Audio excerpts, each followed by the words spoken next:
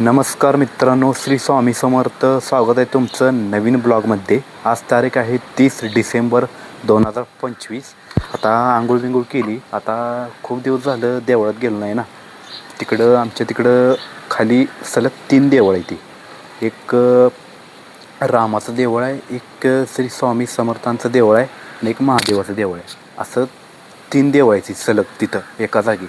आता तिथं चाललो आहे मी पाया पडाय. खूप दिवस झालं गेलो नाही पाया पडायला. म्हणलं आता आज जावं. आता चाललो आहे मी. आई म्हणली लवकर ये, उशीर म्हणली. आलो म्हणलं थांब, चाललो आहे आता. असं उन्हात उभं राहिलं की बरं वाटते. जातो आता, आईला सांगून जातो. आई जातो ग, आलो 10 मिनटात. हां, हे बघा महादेवाचं मंदिर आहे. आता मंदिरात चाललो आहे मी.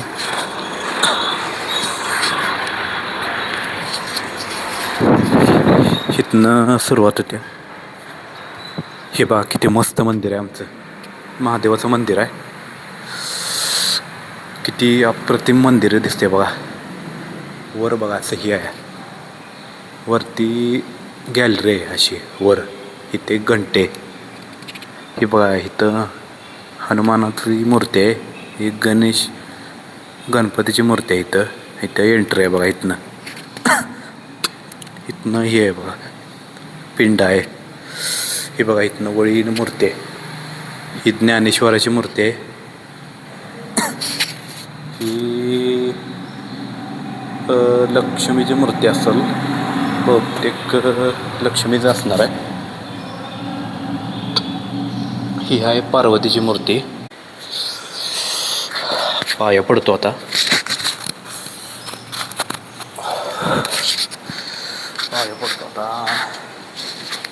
जातो. ही बघा, ही आहे स्वामी समर्थांचं मंदिर.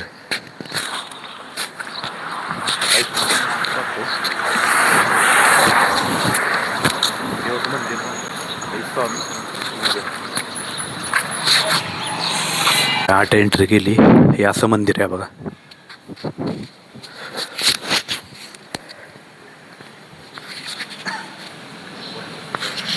बडजी पूजा करायला लागली ती आत. हे काय असं मंदिर आहे. इथनं स्वामी समर्थांच्या पादुका त्या या पाया पडतो. काय पूजा करायला लागली ती. घंटी वाजवतो.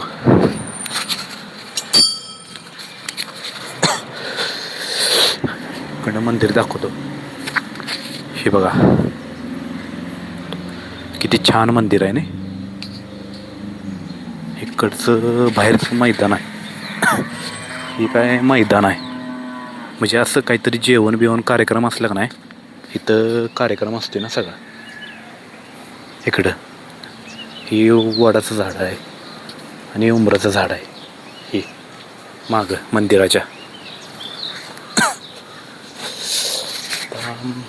श्री स्वामी समर्थांचं मंदिरात जाऊन आलो. ही महादेवाच्या देवळात जाऊन आलो. हे काय दोन्ही पण जवळच मंदिर आहेत. आता श्रीरामाचं मंदिर इकडं आहे बघा. हे काय वर झेंडा दिसतोय. आता इकडं वाट आहे ना अशी जायला. हे काय इकडं पण वाट आहे.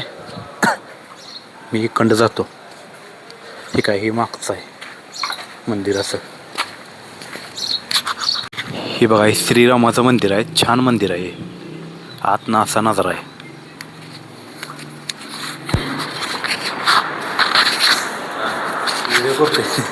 व्हिडिओ. ही बघा ही ब्रह्मचैतन्य महाराजांची मूर्ती आहे. ही महाराजांची मूर्ती आहे.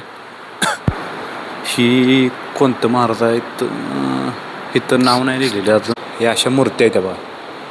इकडं अशा कडनं मूर्ती आहेत. इकडं पण मूर्ती आहे. ही दरवाजाच्या एंडला इकडं मूर्ती आहे अशी कडनं. आणि इथं एंट्री आहे बघा. इथनं किती छान मंदिर आहे बघा. पंख सगळीकडं पंख. ही फरशी पुसायला लागलेत ना, त्यामुळे इकडं आलं. छान मंदिर आहे. पंख